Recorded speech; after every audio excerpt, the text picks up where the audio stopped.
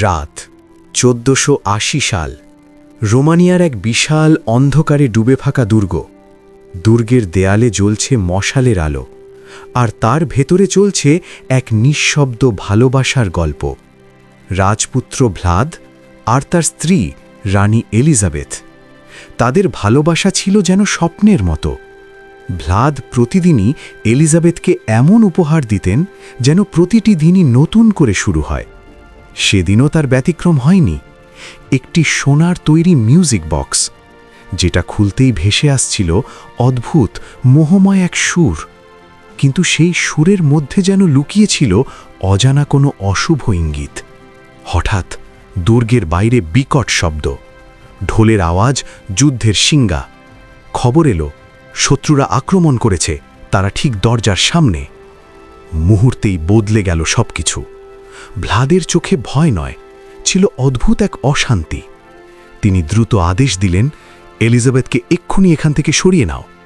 যাওয়ার আগে ভ্লাদ আকাশের দিকে তাকিয়ে ফিসফিস করে বললেন, হে ঈশ্বর, তাকে তোমার হাতে ছেড়ে দিলাম। কিন্তু সেদিন আকাশ ছিল অস্বাভাবিক নীরব। মনে হচ্ছিল কেউ যেন সেই প্রার্থনা শুনতেই চায় না। এদিকে দুর্গ ছেড়ে অন্ধকার পথে ছুটে চলেছে এলিজাবেথের ঘোড়া। চারপাশে ঘন কুয়াশা, ঠান্ডা বাতাস আর অদ্ভুত এক নীরবতা।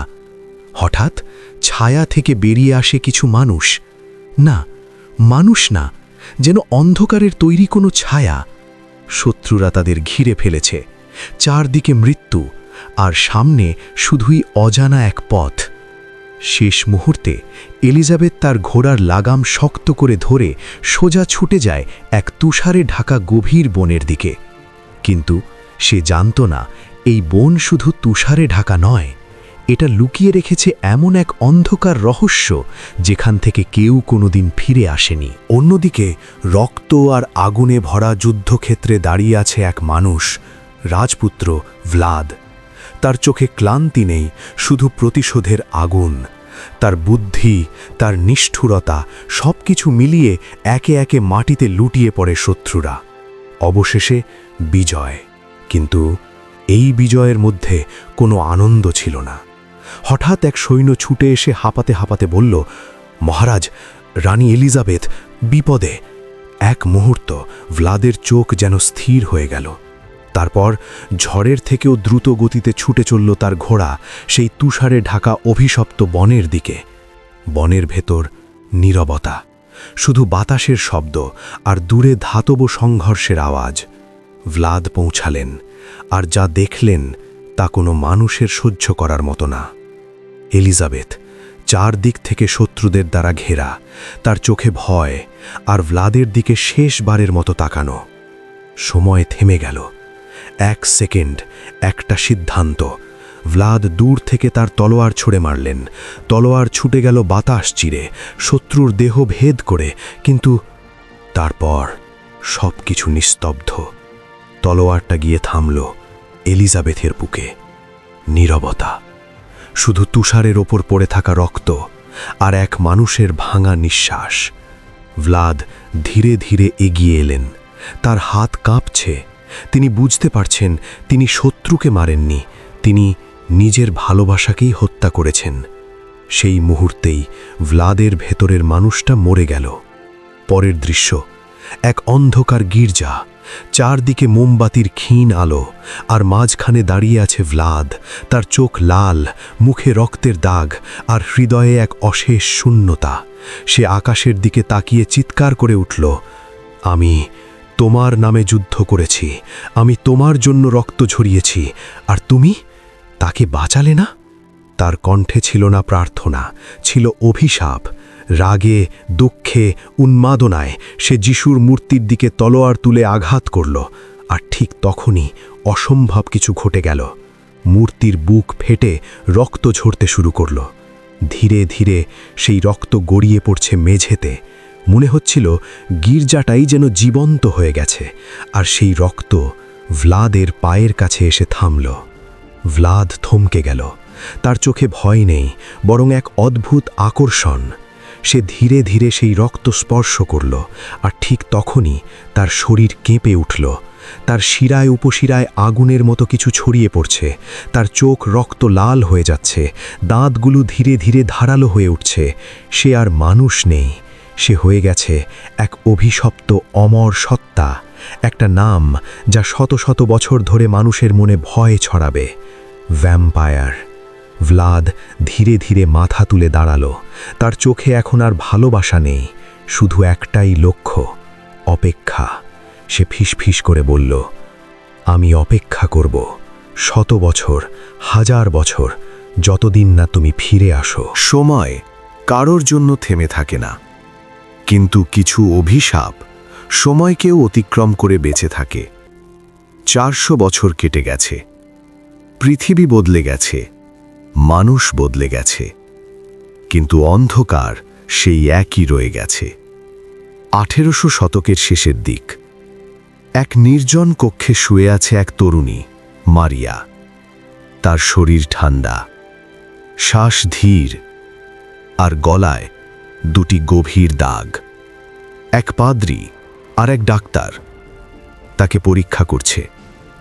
ডাক্তার কাঁপা গলায় বলল, এটা কোনো সাধারণ রোগ না। পাদ্রী ধীরে ধীরে ফিসফিস করে বললেন, এটা অভিশাপ। তারা গলার দাগের দিকে তাকালো, 2টি দাঁতের চিহ্ন, যা শুধু একটাই কথা বলে, কেউ তাকে নিজের করে নিয়েছে। কিন্তু কে? পাদ্রীর চোখে আতঙ্ক ছড়িয়ে পড়ে। এটা কোনো সাধারণ ভ্যাম্পায়ার না, এটা এমন কারো কাজ যে শত শত বছর ধরে বেঁচে আছে। এক রাজপুত্র, এক অন্ধকারের শাসক। অন্যদিকে দূর এক পাহাড়ের চূড়ায় দাঁড়িয়ে আছে এক ভয়ঙ্কর দুর্গ। সেখানে পৌঁছায় এক যুবক, জনাথন। তার হাতে একটি ছোট লকেট, ভেতরে একটি ছবি, তার ভালোবাসা, মিনা।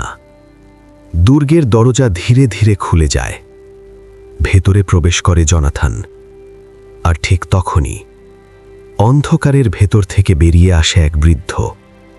তার চোখ গভীর, মুখ ফ্যাকাশে, আর ঠোঁটে অদ্ভুত এক হাসি। সে কাউন্ট ড্র্যাকুলা। প্রথমে সবকিছু স্বাভাবিক ছিল, কিন্তু হঠাৎ ড্র্যাকুলার চোখ আটকে যায় জনাথনের লকেটের দিকে। সে ধীরে ধীরে সেটি হাতে নেয়, লকেট খুলে ছবিটা দেখে। আর ঠিক তখনই সময় থেমে যায়। তার চোখ বড় হয়ে যায়, শ্বাস ভারী হয়ে ওঠে, কারণ সেই মুখ, সেই চোখ, সেই চেহারা, এটা মিনা না, এটা 450 বছর আগে হারিয়ে যাওয়া তার ভালোবাসা, এলিজাবেথ। এক মুহূর্তেই বদলে যায় সবকিছু। ড্র্যাকুলার ভেতরের মৃত অনুভূতিগুলো আবার জেগে ওঠে। ভালোবাসা না, এটা আসক্তি, এটা অবসেশন। সেই রাতেই জনাথন বুঝতে পারে সে অতিথি না, সে বন্দী। দুর্গের দরজা বন্ধ হয়ে যায়। জানালার বাইরে শুধু অন্ধকার, আর ভেতরে এক দানব। ড্র্যাকুলা আয়নার সামনে দাঁড়িয়ে থাকে। ধীরে ধীরে তার বৃদ্ধ চেহারা বদলাতে শুরু করে। চামড়া টান টান, চোখে অদ্ভুত জ্যোতি। ড্র্যাকুলা প্রচুর রক্ত পান করে আবার সেই সুদর্শন তরুণ রাজপুত্র ভ্ল্যাডে রূপান্তরিত হন। তিনি মিনাকে আকর্ষণ করার জন্য একটি বিশেষ জাদুকরী পারফিউম ব্যবহার করেন। মিনা যখন প্রথমবার এই অপরিচিত সুদর্শন যুবকের দেখা পান, তখন তার মনে হতে থাকে তারা যেন একে অপরকে 1000 বছর ধরে চেনেন। ড্র্যাকুলা তাকে সেই প্রাচীন মিউজিক বক্সটি উপহার দেন। সেই সুর যখন বাজতে শুরু করে, মিনার চোখের সামনে ভেসে ওঠে 100 বছর আগের সেই যুদ্ধের দৃশ্য, সেই তুষার ঢাকা বন আর সেই রাজপুত্র। মিনা দ্বিধায় পড়ে যান। একদিকে তার বাগদত্তা জনাথন, অন্যদিকে এই রহস্যময় যুবক। কিন্তু ড্র্যাকুলা তাকে বুঝিয়ে দেন যে তাদের প্রেম এই জন্মের নয়, বরং শত শতাব্দীর। মিনা বুঝতে পারেন ড্র্যাকুলাই তার প্রকৃত ভালোবাসা। ড্র্যাকুলা মিনাকে অমর করার জন্য তাকে ভ্যাম্পায়ারে পরিণত করেন। যাতে তারা অনন্তকাল একসাথে থাকতে পারেন। এদিকে জোনাথান এবং পাদ্রি ড্রাকুলাকে মারতে রোমানিয়ার সেই প্রাচীন দুর্গে হানা দেন। শুরু হয় এক ভয়াবহ যুদ্ধ। ড্রাকুলার অনুগত গার্গোয়েলদের সাথে মানুষের লড়াই চলে। ড্রাকুলা চাইলে সবাইকে ধ্বংস করতে পারতেন, কিন্তু তিনি মিনার চোখে ভয় দেখতে পান। তিনি বুঝতে পারেন এই অভিশপ্ত দানবীয় জীবন মিনার জন্য শান্তি আনবে না। পাদ্রি ড্রাকুলাকে বলেন, যদি তুমি সত্যি মিনাকে ভালোবেসে থাকো তবে এই পাপের পথ ছাড়ো। ড্রাকুলা শেষ পর্যন্ত ঈশ্বরের কাছে ক্ষমা প্রার্থনা করেন। তিনি চান না মিনা সারা জীবন এক অভিশপ্ত দানব হয়ে বেঁচে থাকুক। ড্রাকুলা স্বেচ্ছায় পাদ্রির ক্রুশের সামনে নিজের বুক পেতে দেন। ক্রুশের আঘাতে ড্রাকুলার শরীর পুড়তে শুরু করে। তিনি শেষবারের মতো মিনার চোখের দিকে তাকিয়ে নিজের গভীর ভালোবাসার কথা জানান। শেষ যুদ্ধ। রাতের আকাশ রক্তে রাঙা, চারদিকে আগুন, চিৎকার আর মৃত্যু। মাঝখানে দাঁড়িয়ে আছে এক অভিশপ্ত অমর সত্তা, ড্রাকুলা। কিন্তু আজ তার চোখে ভয় নেই, রাগ নেই, শুধু এক অদ্ভুত শান্তি। শেষ আঘাতটি যখন তার বুকে বিদ্ধ হয়, সময় যেন ধীরে ধীরে থেমে যায়।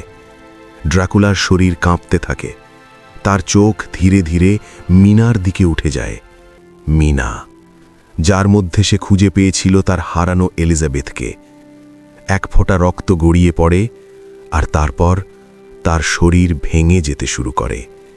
ধীরে ধীরে হাড়, মাংস সবকিছু ছাই হয়ে বাতাসে মিশে যাচ্ছে।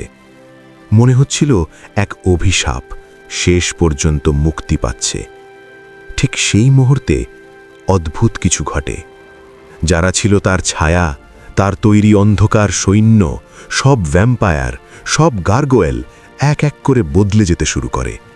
তাদের চোখের লাল রং মিলিয়ে যায়, দাঁত স্বাভাবিক হয়ে আসে, তারা আবার মানুষ হয়ে যায়। মনে হচ্ছিল একটি মৃত্যু শত শত আত্মাকে মুক্তি দিল। কিন্তু সবচেয়ে বড় পরিবর্তনটা ঘটছিল একজন মানুষের ভেতরে, মিনা। সে হাঁটু গেড়ে বসে পড়ে, তার হাত বাড়িয়ে দেয় সেই উড়ে যাওয়া ছাইয়ের দিকে। তার চোখ থেকে অঝরে পানি ঝরছে। সে জানে এই ছাইয়ের সাথে হারিয়ে যাচ্ছে একটি অভিশাপ আর একটি ভালোবাসা। তার পেছনে দাঁড়িয়ে আছে জোনাথান, নিঃশব্দে।